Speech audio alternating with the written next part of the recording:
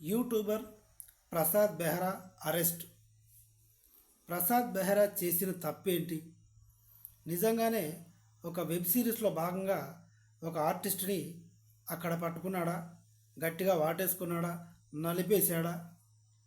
ఇవన్నీ పక్కన పెడితే ప్రసాద్ బెహ్రా మీద ఆ నటి కంప్లైంట్ ఇచ్చింది. ఆ నటి పేరు చెప్పలే, ఆ నటి ఫోటో తెలియదు. కానీ ప్రసాద్ బెహ్రాని మాత్రం తీసుకెళ్ళిపోయి రిమాండ్కు తరలించారు. 14 రోజుల రిమాండ్. అసలు రిమాండ్ అంటే ఏంటి? ప్రసాద్ బెహ్రా చేసింది తప్ప కాదా? ఏం చేశాడు? ఇది తెలుసుకోవడమే ఈ పీరియడ్లో తెలుసుకుంటారన్నమాట. ఈ 14 రోజుల పీరియడ్ ఏదైతే ఉందో రిమాండ్ పీరియడ్, ఆ పీరియడ్లో ఇతను నిజాయితీగా ఉన్నాడా, ఏమైనా తప్పు చేశాడా, ఏమేం చేశాడు, ఎంతసేపు చేశాడు, ఇవన్నీ తెలుసుకోవడమే ఈ గ్యాప్లో తెలుసుకుంటారు. ఈ లెక్కన ఇది నిజమా కాదా కంప్లైంట్ అని కనుక్కోవడానికి కూడా ఎవరైతే కంప్లైంట్ ఇచ్చారో ఆ నటిని కూడా రిమాండ్కి తరలించారు కదా, అరెస్ట్ చేసి తరలించారు. ఆమె ఫోటో కానీ వీడియో కానీ పేరు కానీ చెప్పట్లేదు.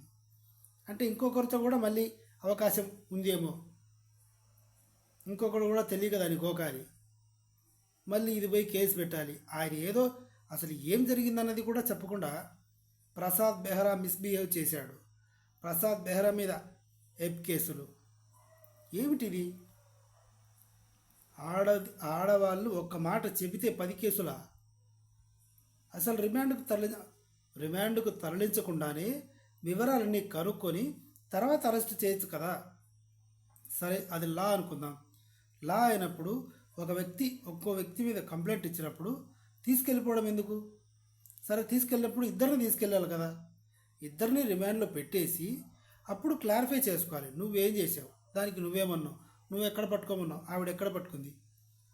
ఇలా మొత్తం పెంట చేసేయడమే, వాళ్ళు ఏం చెప్తే అది నమ్మేసేయడమే.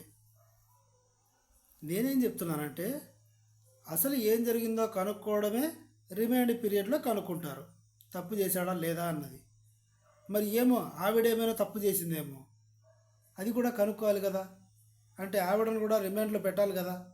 పెట్టలేదే, ఆవిడ పేరు కూడా చెప్పట్లేదు.